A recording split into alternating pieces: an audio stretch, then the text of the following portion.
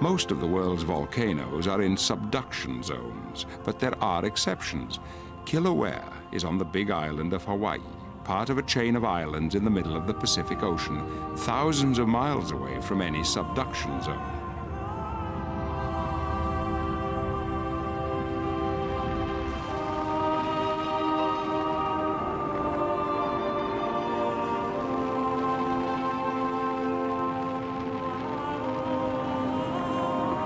But the whole chain is formed entirely from volcanoes, whose rivers of fire heave and bubble at temperatures of 2,000 degrees.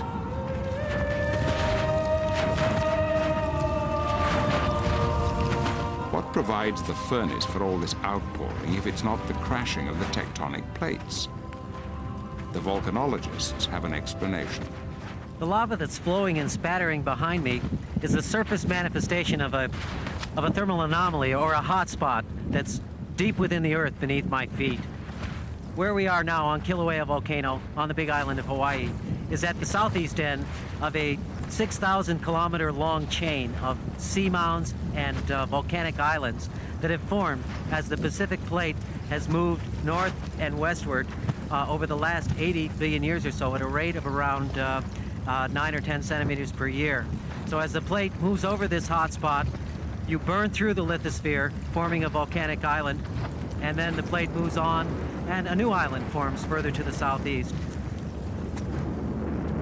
The hotspot has made Kilauea the tallest mountain in the world, 30,000 feet from its base on the seafloor, taller even than Everest. It's also one of the most studied.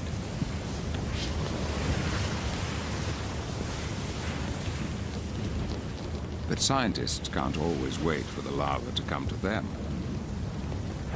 They must catch it as it bursts through the crust. Carl Thornber often goes fishing with a cable in a red-hot pond.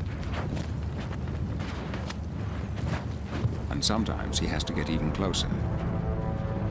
It's extremely dangerous. At any moment, the lava may spurt out unexpectedly, leaving Thornber with nowhere to run. Behind me is a perched lava pond that's being fed from a vent off to my left. You can see that there's lava spattering and overflowing on its edges. I'm going to attempt to scoop a sample of molten lava, hopefully with a hammer, so I won't have to use a long cable to throw it in. And it'll be extremely hot. We have to worry about gases, and we have to worry about breakouts near the edge of the pond. So we'll see how it goes. Thornber is risking his life. But unless scientists can learn how to forecast eruptions, volcanoes will continue to be an uncontrollable threat.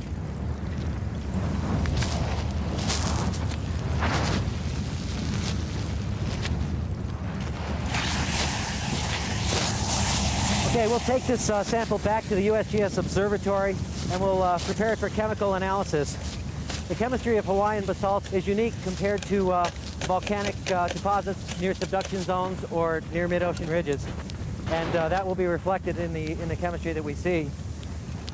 More importantly, we're looking at very subtle variations in chemistry that can be correlated with the eruptive history of this volcano. So it will allow us to predict what may happen next.